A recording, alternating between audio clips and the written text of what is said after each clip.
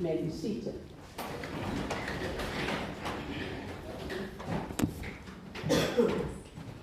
I greet you. Am I too soft? Can you all hear me? Okay.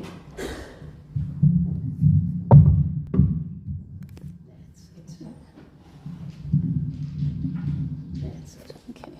I greet you all in the precious name of our Lord and Savior, Jesus Christ. Amen. Thank you to Canon Reverend Althea, for the invitation to speak to all of you.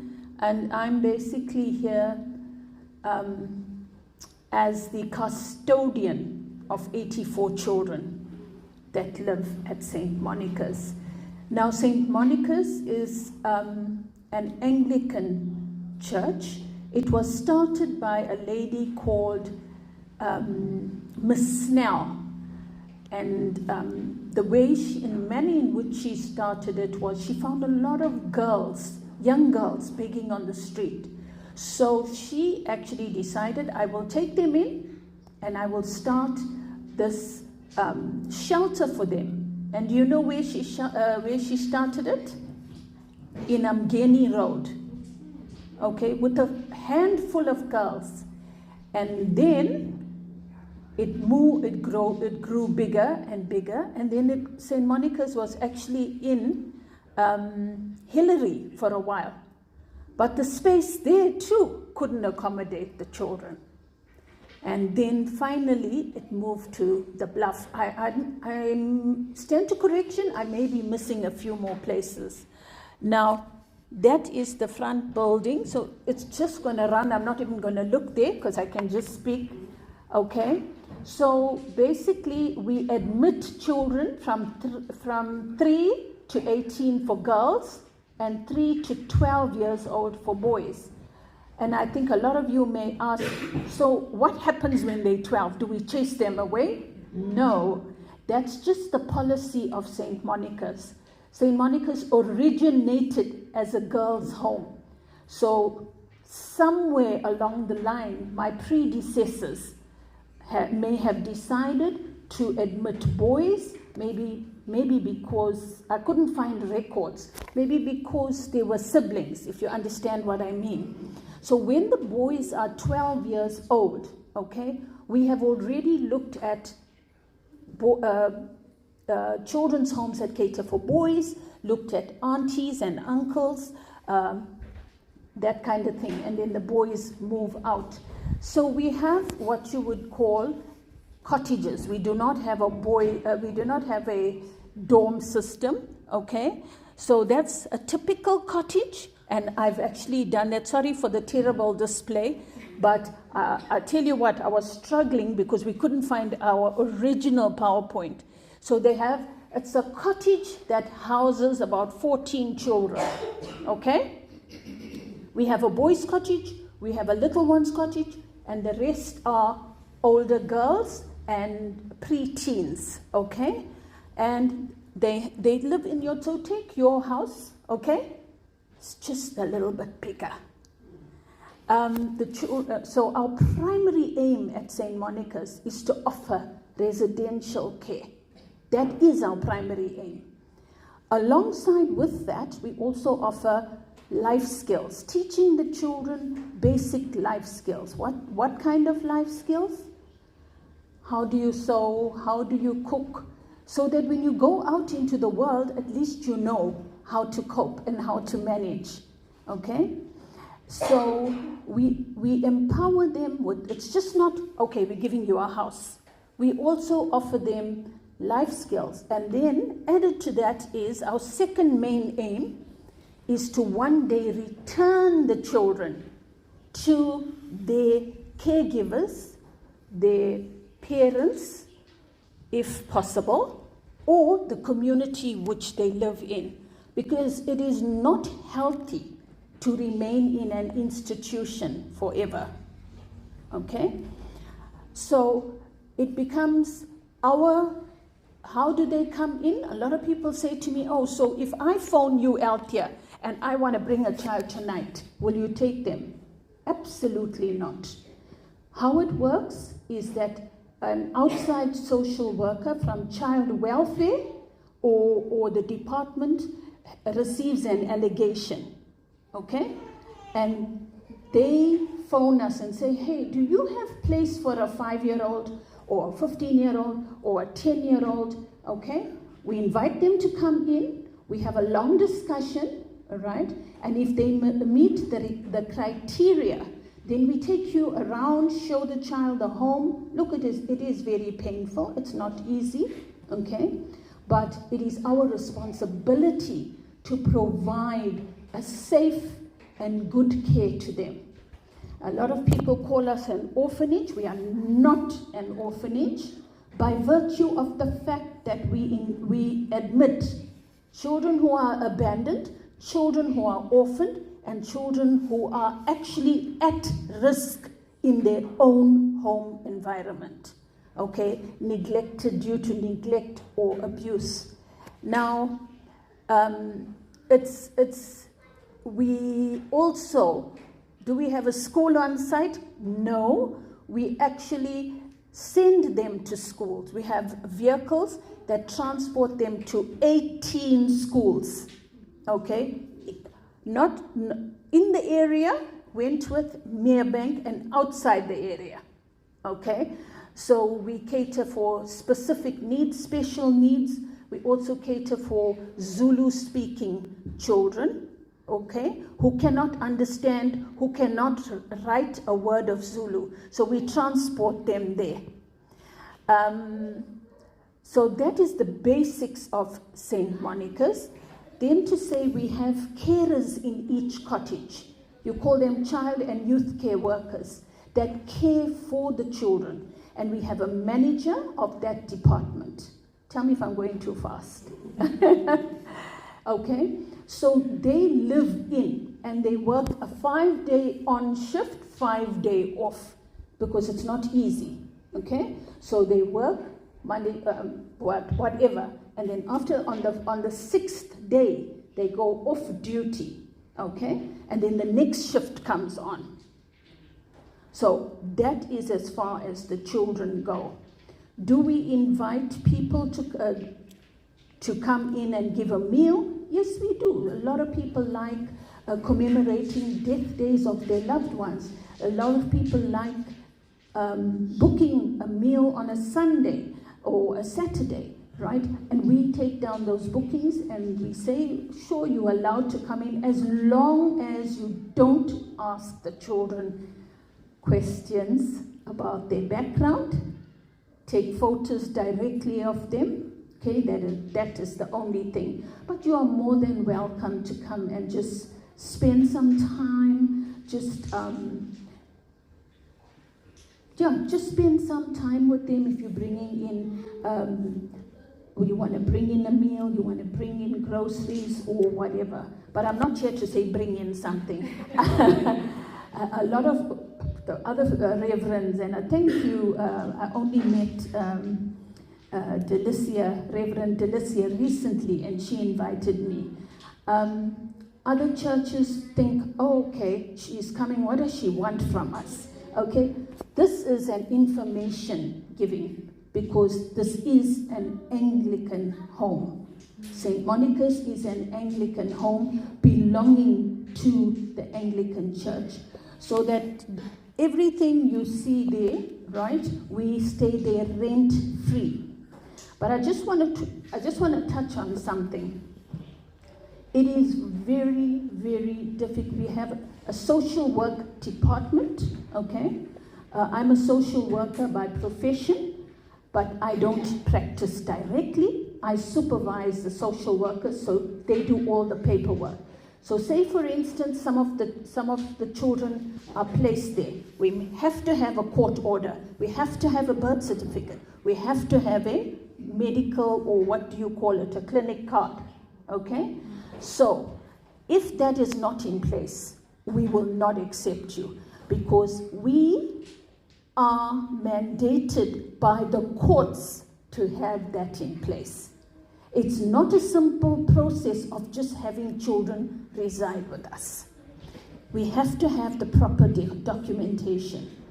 So we have the social work sector, which I supervise, and then we have also a psychologist, okay, which we've been wishing for years. She comes in and she renders any psychological help that we feel we cannot deal with, okay? So we will make an arrangement for her to see A, B, and C. And she will give her, she doesn't discuss what is discussed there, okay? But she sort of guides us as to what the child may need. Okay, I think this child is failing all their subjects because they're in the wrong school. And we have found the difference. So when it comes to funding, how do we function? The Department of Social Development. Have you all heard of them? That's the new term. They used to be called Welfare, Department of Welfare, okay? They're also the people that give out the old age grant, the grants and that. So we all know, or some of us should know, how little that grant is. Am I correct? Okay? It doesn't even cover groceries, let alone anything else.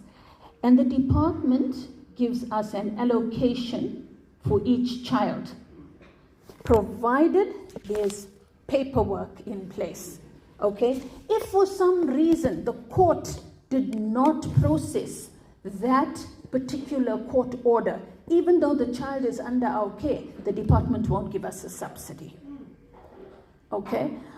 They are not interested, the court delayed, sorry, we will have to carry the child. And it is 60% under budget.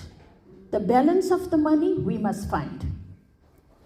We have to seek help, apply. Lots of trust funds have come to the fore. I'm talking about trust funds like the Victor Dates. They are Jewish trust fund. We have the Ikra Trust. They are Muslim trust fund. Yes, they help us. But companies after COVID have dropped drastically. Okay, and of course, to be quite frank with you, the Bluff community, which is where the home is based, does not give us a lot of support. It's very, very sad. They probably think we're wealthy. The children are not from the Bluff, which stands to read, they're not from the Bluff. So St. Monica's is based on the Bluff, Marine Drive, okay? But the children come from Chatsworth, Adams Mission, Matubatuba, as far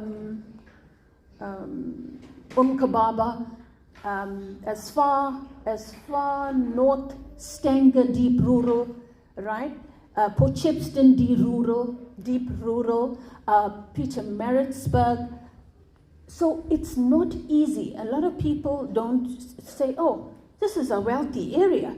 The Bluff is so wealthy. We only stationed there because the diocese has given us that property to use, okay? Like now is the October holidays. We have sent some of the children back to family or what you call hosts. Now there is a big need for hosts. There are those children that got absolutely nowhere to go, okay? And we are appealing to people to apply to host a child, so that the child gets to leave our premises. Some of them have gone to hosts this holiday, okay? Just so that they can get out of our environment, okay? But it all depends on whether you will be screened, okay? So say you want to apply to host, okay?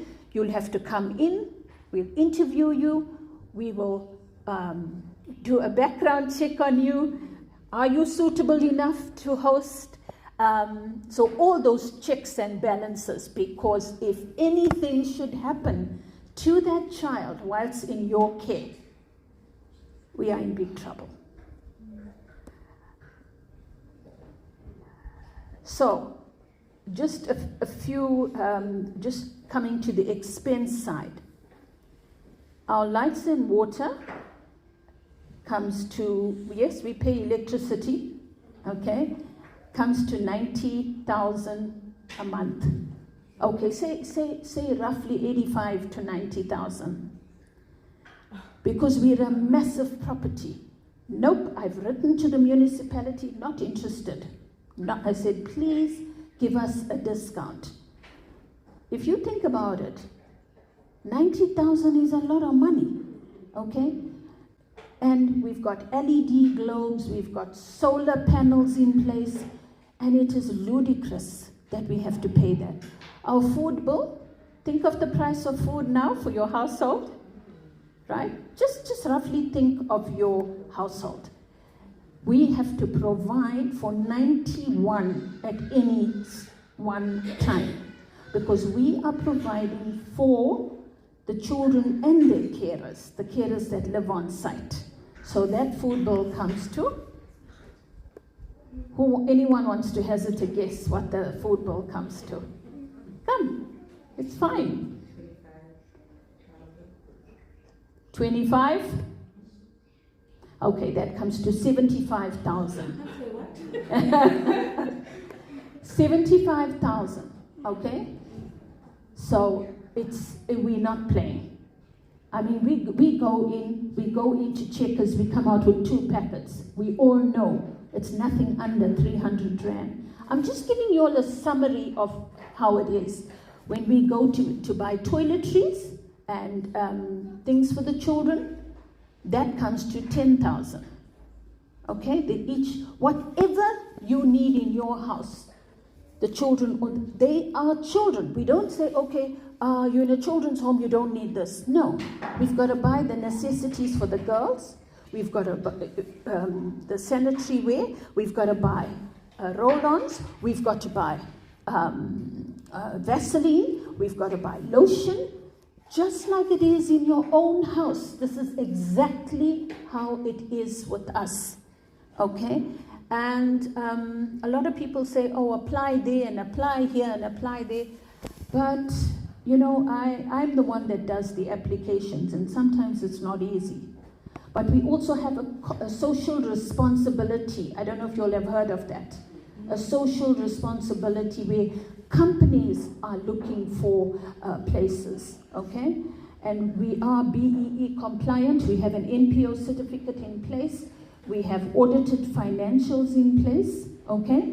So if you want anything and you say, hey, I work for a company or I have my own business and I'm looking for somewhere or a place to support, okay? We tick all those boxes, okay? What else? We also have success stories. We've had, last year, we had 5 matriculants who finished, okay? 3 of which had bachelor passes, and the other 2 had a, what do you call it? Diploma.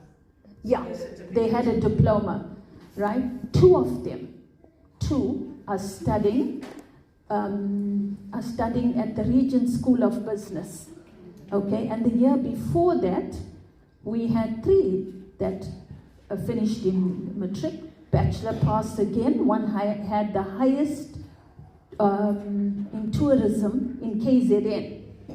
They are both studying, okay, towards a degree in through Regent Business School. Okay, the name, the course just escapes me. We have one girl that has completed her PhD last year. All our success stories. There's no doom and gloom, okay? And what we teach the children, independent living. We start preparing them for the outside world. However, the big thing is, it is your choice. And I hope my girls are listening, because I nag them to death. Okay? What you choose to make of your life is your decision. Some of the girls were very cheeky in the past. Oh, goodness, St. Monica's and its rules. St. Monica's and its, I can't wait to leave here. Okay? And they've come back. Do you have anything to give us? We are not coping. It is hard out there. We didn't know it's going to be so hard out there. Because you must know with us, guaranteed you are having a meal, guaranteed you are having a hot shower, guaranteed, there are certain guarantees that are in place. And when we tell you these are our rules, just like you all have rules in your house, okay? Same thing applies. It becomes very stifling for them. We have a media center as well, where you can use the laptops. We've done away with our desktops. You want to do an assignment, they're welcome to come and do their assignments. I think there's a lot of children that actually require to do projects. We spend over 1,000 rand giving them these, to make these electric boards or whatever, these lights or circuit board. All at our expense. Everything at our expense. So it's not easy. Buying toothpaste, 2, 6, 12, 24, 36. We buy 36 toothpaste a month. I'm just giving you an example. We buy bales of toilet roll, okay? We buy, everything is in bulk, but when I see the bill, I just sign it off because it is, and everything is under lock and key. So no staff member, nobody is allowed to go into the lock-up grocery cupboard. So say, as an example, St. Mark's decides, okay, I'm going to give St. Monica's a whole lot of tinned fish, a whole lot of peanut butter, a whole lot of sugar, right? A lot of people say, oh, but won't it disappear? No, because it goes into a lock-up storeroom, and then we also have meat that we buy, okay? And that goes into a lock-up freezer. How much of time do I have? Because I can go on talking, but I'm going to try and round up. So what I'm trying to do is just give you an overall of St. Monica's, just so that you'll understand what we do there. A lot of people said to me, oh, we just thought the children live here. And, it's such an easy. They don't know the other parts of it. They don't know when children, when there's throw up a tantrum. They don't know when children are destructive. They don't know when children are highly emotional. Okay? We have got to attend to all of that. So, however, I've said to my staff time and time again, it is a calling. It is God's work, no matter what. Like people serve the church, we are doing God's work. It's a calling from the Lord, and every time I wanted to leave, I couldn't leave. There was a blockage, okay? Because it is highly, highly taxing. And I said, Lord, please, I've had enough, please. And this is I've just started my 17th year there. So it is very, I said, Lord, if you want me here, then you got to give me the strength. If you don't want me here, then I'm going. Where to, I don't know. But I won't go to another children's home. So basically, I'm the director, and I report to a board of management. A board of volunteers. I've got to report to somebody, and the board, and ultimately the bishop. So the bishop gives his final approval that I can be hired, and if the board decides to fire me, he has to say, I'm letting Althea go. Okay, I'm going to stop there. I don't know if there are any questions I'm willing to answer, but I don't want to overload you. I just wanted to give you a summary of how we function.